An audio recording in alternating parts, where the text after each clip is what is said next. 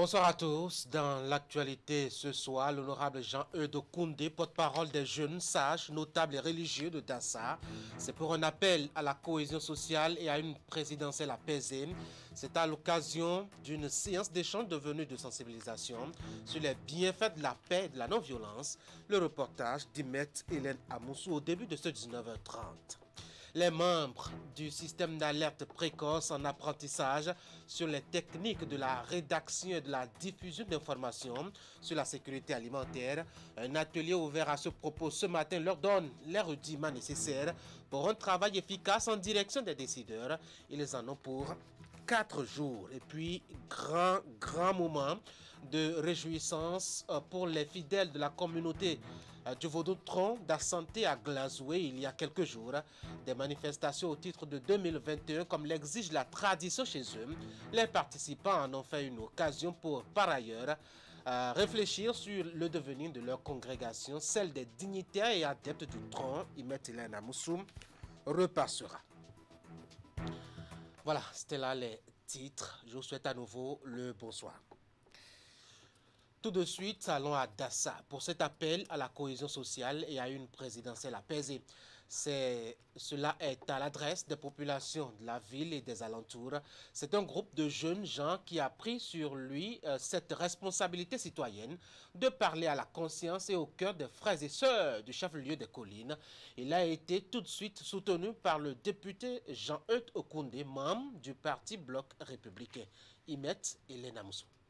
Appelées aux urnes le 11 avril prochain, les populations du Bénin et celles de Dassazoumé en particulier doivent réussir comme en 2020 à passer une période électorale apaisée.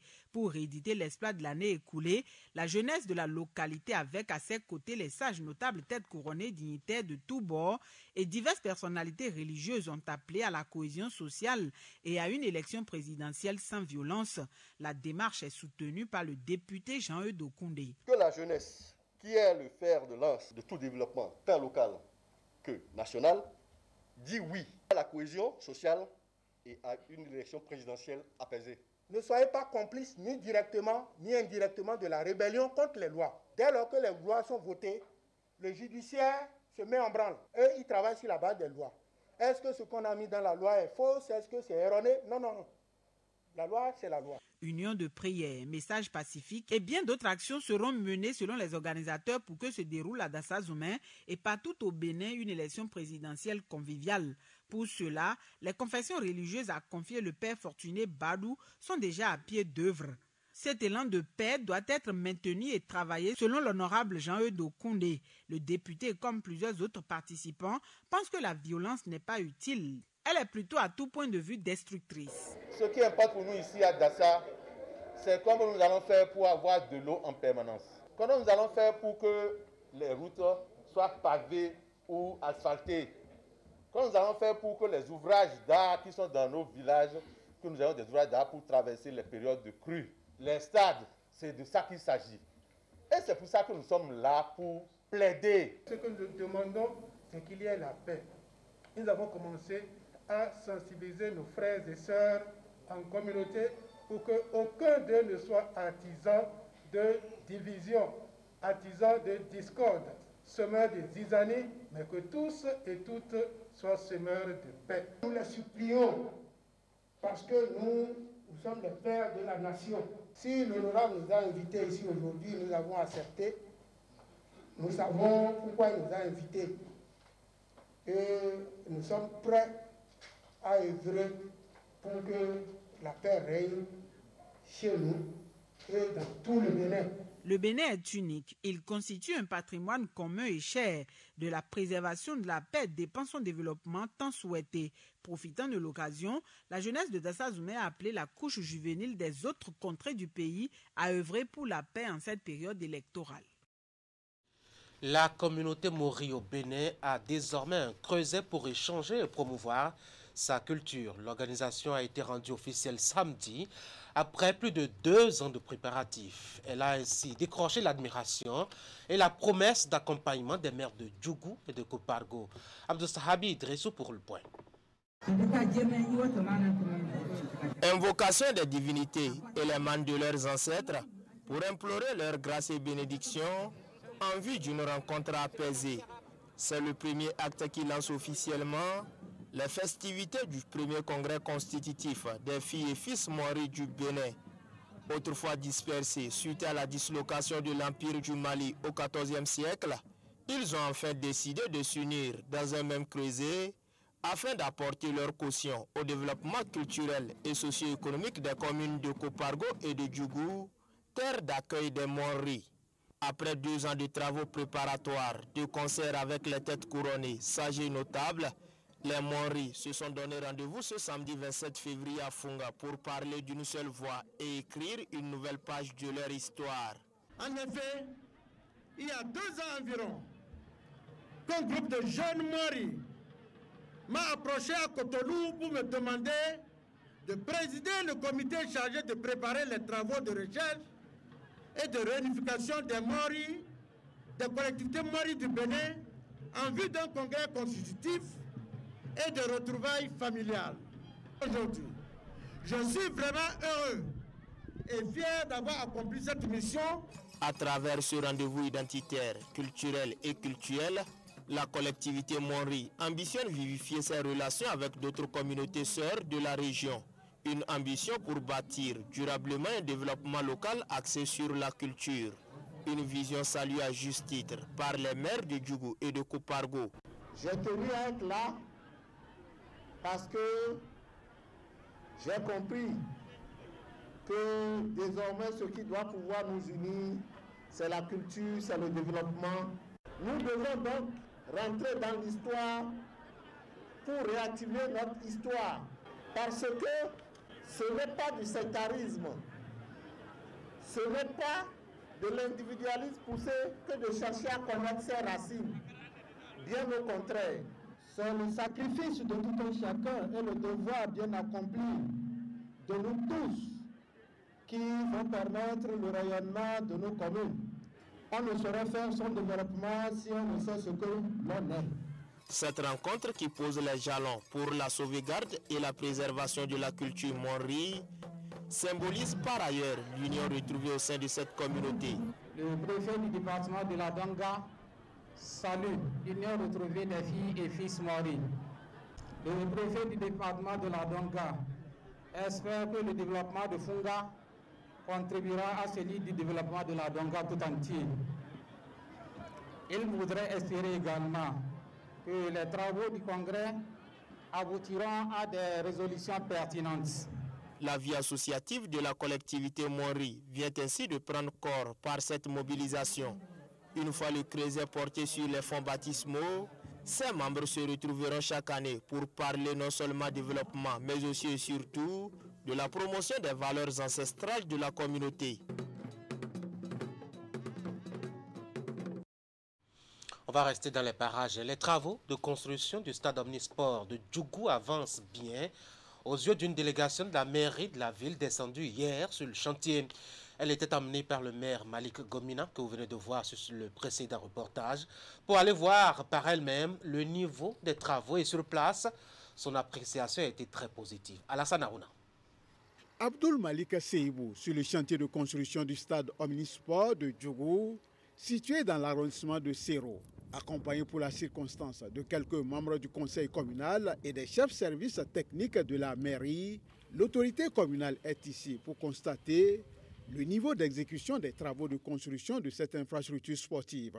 Une infrastructure sportive de type moderne, dont les travaux sont à l'étape de finition avec une aire de football en gazon synthétique répondant aux normes internationales, une aire de jeu de basketball et de handball, une piste d'athlétisme, une tribune officielle ceinturée par 2 tribunes secondaires de 1500 places chacune. Nous sommes à l'étape de la finition.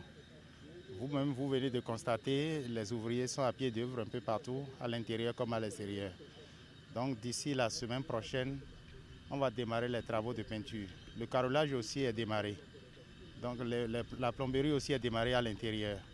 Donc je crois que d'ici 2 semaines, je crois que tout ce qui est de la maçonnerie serait terminé. Faut-il le souligner, la réalisation de ce stade de type moderne fait partie d'un vaste programme gouvernemental de réhabilitation et de construction de stades omnisports dans 22 communes du pays. Au lancement du dit projet, De mauvaises langues l'ont très tôt décrié, mais aujourd'hui, sur le terrain, la réalité est tout autre. Ma joie est grande, parce que beaucoup de personnes ne m'ont pas cru. Ils avaient dit que ce serait un éléphant blanc. D'autres ont dit que c'est à titre politique. Aujourd'hui, nous constatons la réalité, nous la touchons. Les aveugles ont vu, les sourds ont entendu. Pour ceux qui n'ont pas cru que le message leur retrouve, effectivement, le stade est prêt pour accueillir les joueurs. Et comme la population de Djougou aime le sport, donc vive le sport pour la population.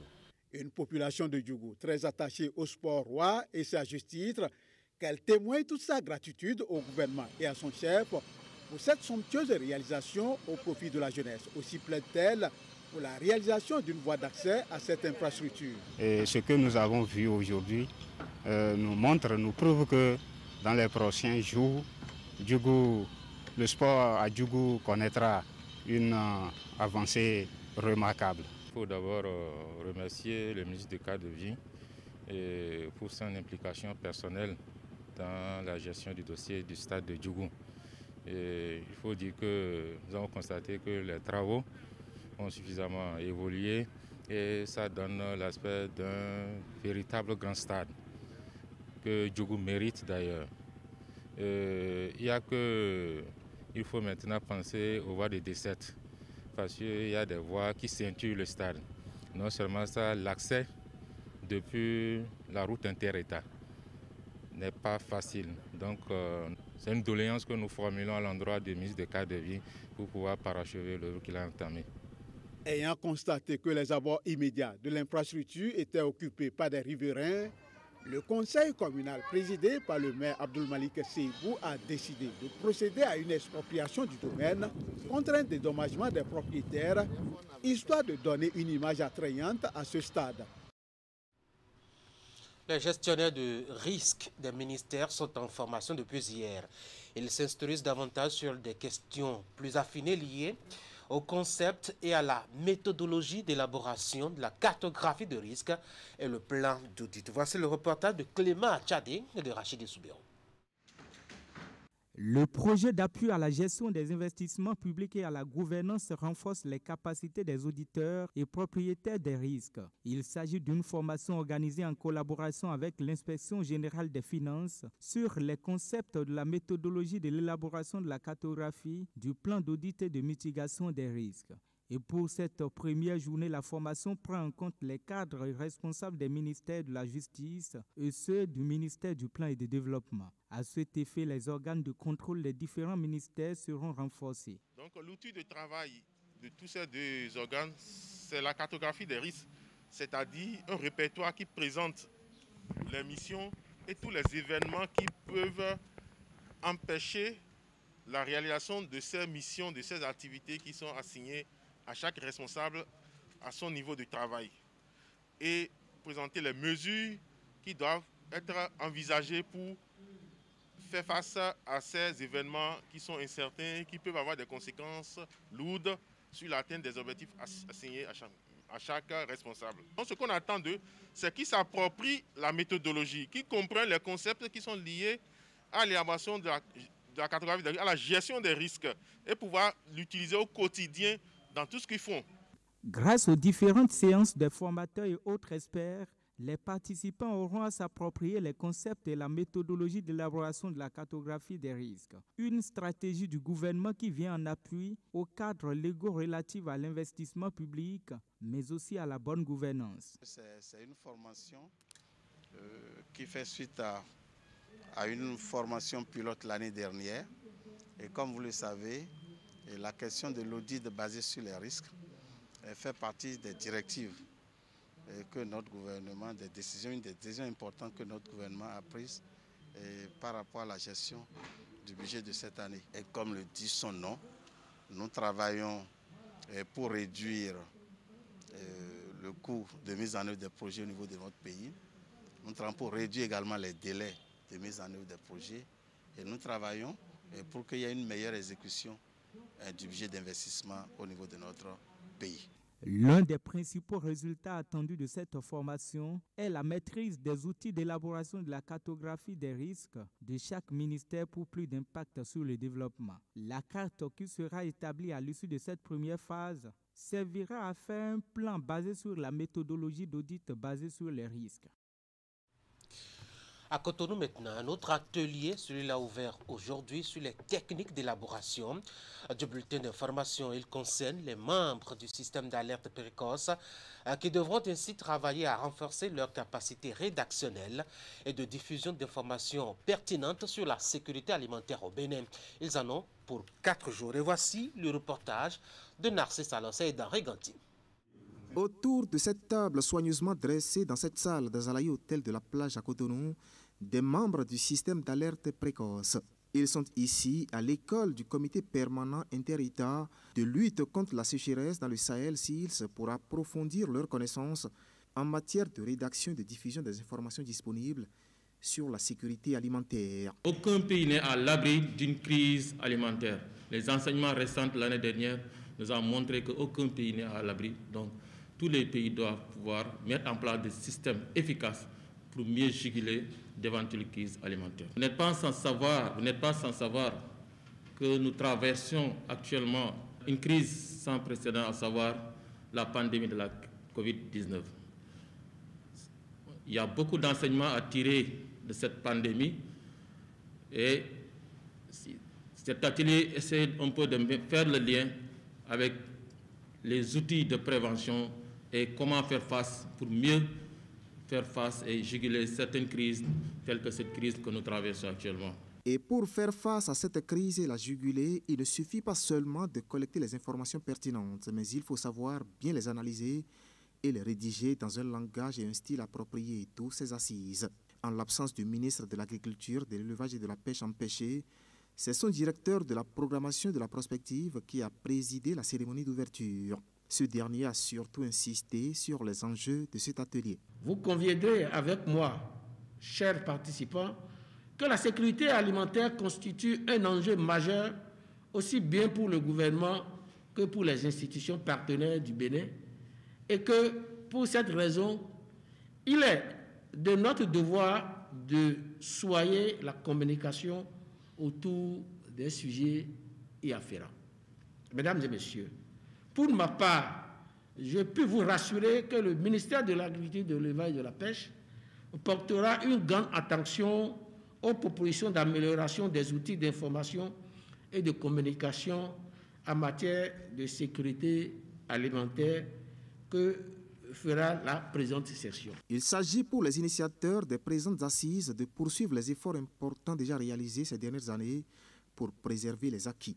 4 jours durant, du 2 au 5 mars prochain, la vingtaine de participants venus des directions techniques du MAEP et des ministères sectoriels vont suivre des communications de 3 experts internationaux dépêchés à Cotonou pour la circonstance. Il sera aussi question de faire le point de l'étape de mise en œuvre du plan d'action 2018-2019 du SAP Bénin. En somme, une tribune de partage d'expériences entre membres du système d'alerte précoce. Une plateforme désormais disponible sur Internet pour vous ouvrir les portes sur les informations concernant la protection de l'enfant au Bénin. C'est une initiative du ministère des Affaires sociales et de la microfinance proposant ainsi une base de données numériques des archives spécialisées pour la protection de l'enfant. Elle a été mise en service ce matin même à Cotonou. Voici le point avec Asiomo Kanyasiomo. Pour la protection de l'enfant, le ministère des Affaires sociales et de la microfinance lance sa plateforme web. Dévoilée le mardi 2 mars par la ministre Véronique Toinfode-Mewanou, cette plateforme est l'aboutissement d'un processus conduit par un comité technique de pilotage. Elle permet de rendre accessibles les documents et de mettre l'information à la disposition des usagers. Cette bibliothèque numérique constitue une innovation à plusieurs niveaux. Une innovation technologique parce qu'elle apporte un changement de modèle en permettant la transition du support physique au numérique pour régler plusieurs problèmes de préservation. Une innovation sociale parce qu'elle apporte des réponses nouvelles à des besoins sociaux nouveaux ou mal satisfaits en offrant un accès libre et continu 24 heures sur 24 au grand public. Elle est une source libre et facile d'accès aux documents sur la protection de l'enfant, même en situation de crise. Aussi constitue-t-elle un moyen efficace pour sensibiliser la population sur la protection de l'enfant grâce au partage du contenu. Pour la ministre Véronique Toinfore-Mewanou, les avantages de la plateforme sont nombreux. Elle participe de la mise à disposition du grand public d'une interface web de consultation de la législation et de la documentation produite au Bénin sur la protection de l'enfant. Elle favorise en outre la recherche documentaire et prend en compte les différentes thématiques qui cadrent avec la protection de l'enfant. La réalisation de cette base documentaire numérique spécialisée marque le début d'un vaste projet qui mettra en relief tous les autres domaines du ministère. On va rester avec Assiongbo Kaï à Siongon pour vous parler de cette autre actualité. La coopération allemande apporte son aide matérielle au Bénin dans sa campagne contre le coronavirus. Il s'agit de matériel de laboratoire pouvant diagnostiquer, détecter et confirmer l'existence de ce mal chez les cas suspects. Le gouvernement est allé recevoir l'aide matérielle aujourd'hui même. Voici donc le point d'Assiongbo Kaï à Siongon et de Teddy Goudalo.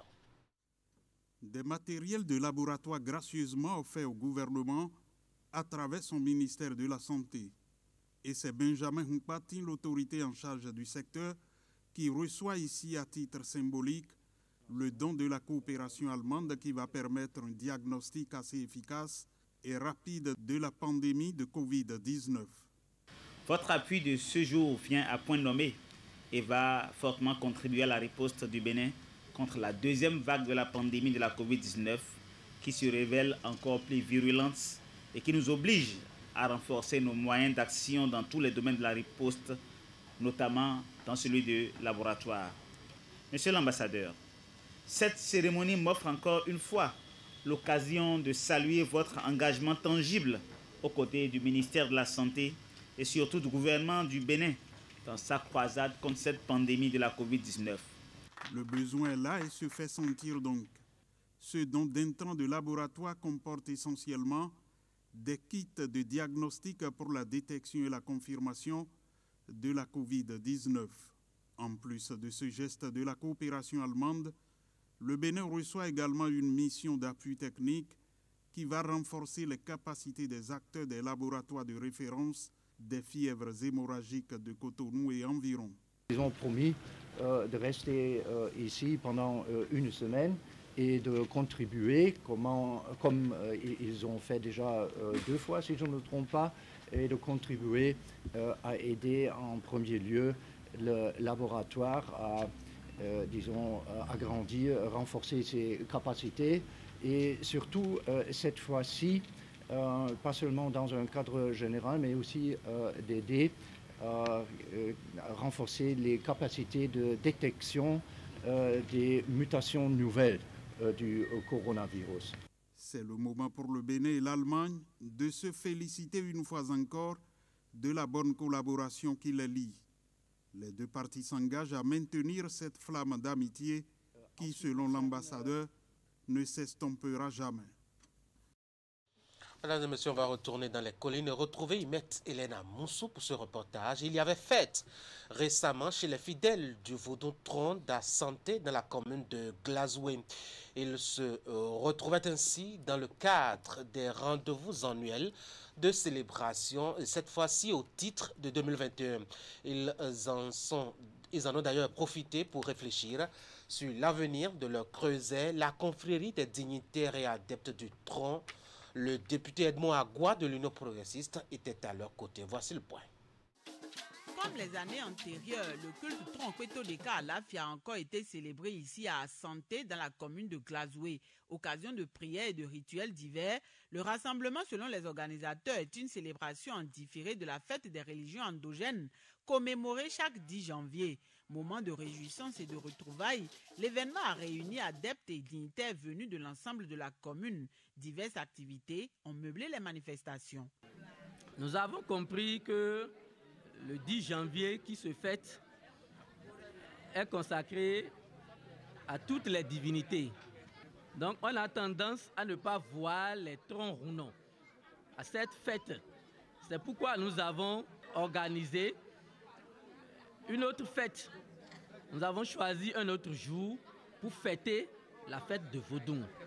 Donc, cette fête est consacrée pour les Rounons, troncs Rounons, de la commune de Glazoué. À travers invocations, processions, chants et danses, les participants ont magnifié l'esprit tronc. Il a été remercié pour ses multiples bienfaits dans la vie quotidienne de chacun. Avant l'ultime instant de sacrifice, les organisateurs ont saisi l'opportunité pour présenter le bureau communal de la CODAT, la confrérie des dignitaires et adeptes du Trompetto de Ka à Lafia. L'équipe est dirigée par Hunongan Kindogbe.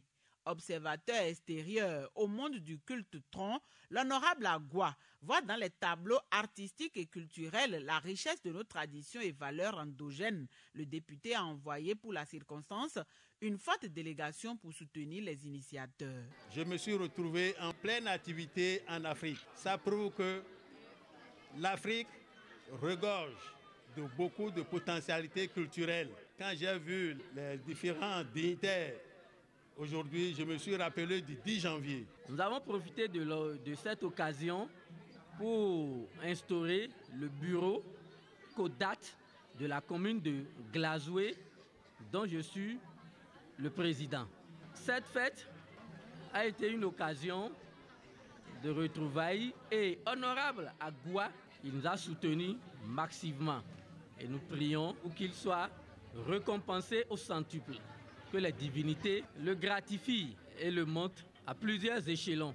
Et que ces échéances électorales qui s'approchent se passent dans la gaieté, la fraternité et la paix.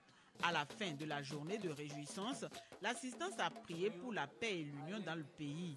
Pour organisateurs et participants, la quiétude ainsi que la sécurité doivent prévaloir avant, pendant et après les périodes électorales. Une note de sport, le temps de boucler ce journal. Nous sommes à Godomé, de la commune d'Abomey-Calavi, où Géant FC a remporté la 10e édition de l'OIC Champions League face à Chalaï FC. Une belle fête de foot tenue dimanche dernier au bout d'un tournoi qui aura engagé 32 équipes. Le récit avec Ali Momoni. Comme tous les ans, le public n'a pas manqué le rendez-vous de cette 10e édition de l'OIC Champions League à Godomé-Kangoulé. La finale oppose l'équipe de Géant FC de Sikekodi en maillot jaune à la formation de Chalaï FC de Tankwe, vêtue de haut rouge avec des bas noirs. Deux équipes de jeunes qui ont comblé l'attente des férus du Curon. Au bout d'une première période de 35 minutes âprement disputée, aucune des deux finalistes n'a pu trouver le chemin des filets. Le suspense est au rendez-vous avec des impacts physiques impressionnants et des gestes techniques remarquables. À la reprise du second acte, ce sont les jaunes qui deviennent plus dangereux. Ils seront logiquement récompensés à la 42e minute. On va jouer avec Léonce pour qui va combiner avec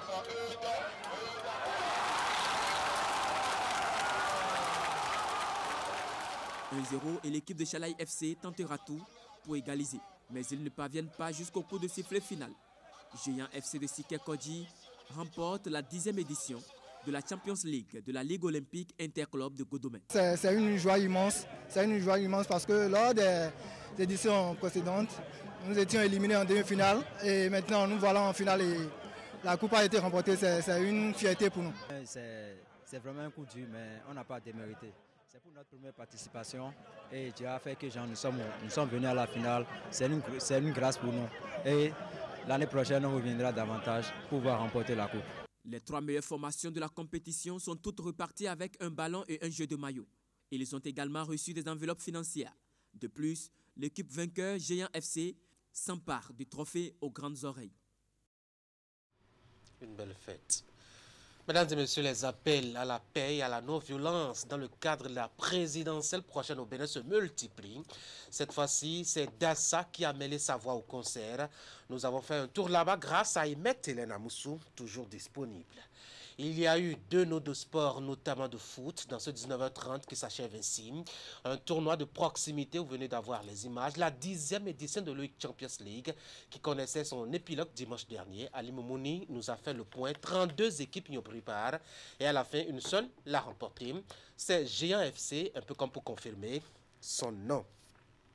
Et puis cette descente d'une équipe de la mairie de Djougou sur le chantier de construction du stade omnisport de la ville. Les travaux évoluent au goût et au sens de la délégation emmenée par le maire Malik Gomina. C'est Alassane Arona qui nous a parlé de tout cela.